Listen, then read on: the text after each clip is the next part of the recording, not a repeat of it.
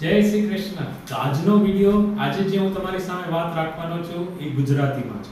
હું તો ગુજરાતી છું જ, હવે તો રાજકોટમાં છું અને આજે હું જે કહેવા જઈ રહ્યો છું એ મારી વાત મારી ગુજરાતની બહેનો સુધી પહોંચાડવા માંગુ છું. આજે કોઈ હું આયુર્વેદની જ્ઞાનની વાત નથી કરવાનો.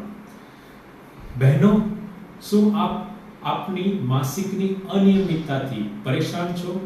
શું માસિક દરમિયાન આપને એવું થાય છે કે એ 2-3 દિવસો આપણે ઘરમાં જ રહેવું પડે છે અથવા તો આપના કામકાજ એ પ્રોપર નથી થઈ રહ્યું, આપ આપના રૂમમાં જ બંધાઈ રહ્યો છો?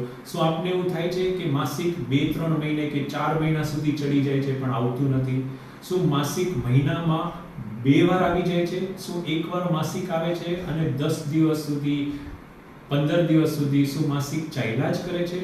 શું આપ સફેદ પાણીની તકલીફથી પીડાઈ રહ્યા છો? શું એવું લાગે છે કે માસિક નહીં આવવાથી વજન વધી રહ્યું છે અથવા તો તમે કોઈ બી જાતના મેટાબોલિક ડિસઓર્ડર, થાઇરોઇડ, ડાયાબિટીસ કે કંઈ ચીડિયાપણુંમાં ફસાઈ રહ્યા છો? શું બહેનો તમને એવું લાગે છે કે મારી ચામડીનો કલર જે છે એ ડાર્ક થઈ રહ્યો છે, વાળ બહુ ખરી રહ્યા છે? શું ક્યારેય બી તમે એવું ફીલ કર્યું છે કે મને જે શરીરમાં થઈ રહ્યું છે કંઈક તો અજુગતું થઈ રહ્યું છે, અચાનકથી ગરમી થઈ રહી છે, ગુસ્સો આવે છે પણ હું કોઈને કહી નથી શકતી?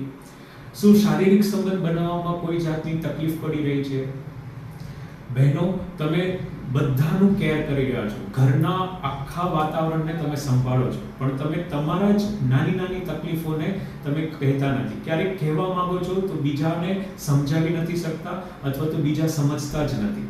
અને આ જ નાની નાની તકલીફ સમય જતાં જતાં એ બહુ મોટું વિકરાળ સ્વરૂપ લઈ રહે છે. ક્યારેક ગર્ભાશય કઢાવવું પડે છે અથવા તો સાંધા એટલા હદે ખરાબ થઈ જાય છે કે બદલવાની નોબત આવે છે.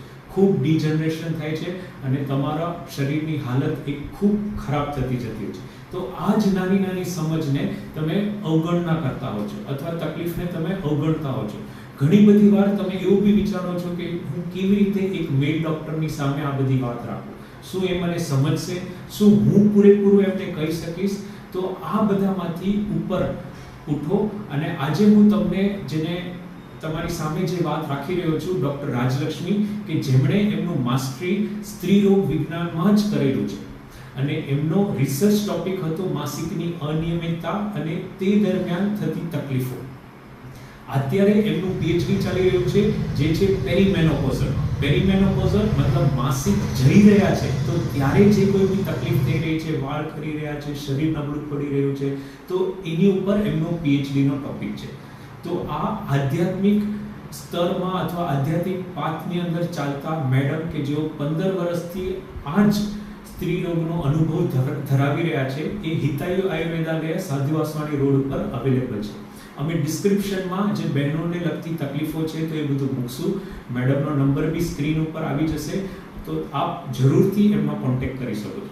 હા, મેં મેડમની સાથે જે આ 15 વર્ષનો જે સાથ રહ્યો છે તો એની અંદર અમે જે અનુભવ્યું છે કે ઘણા બધા એવા કપલ છે કે જેમને બાળકો નહોતા થતા પણ એમના ઘરે આયુર્વેદની દવાથી મેડમે પારણું બંધાવ્યું છે.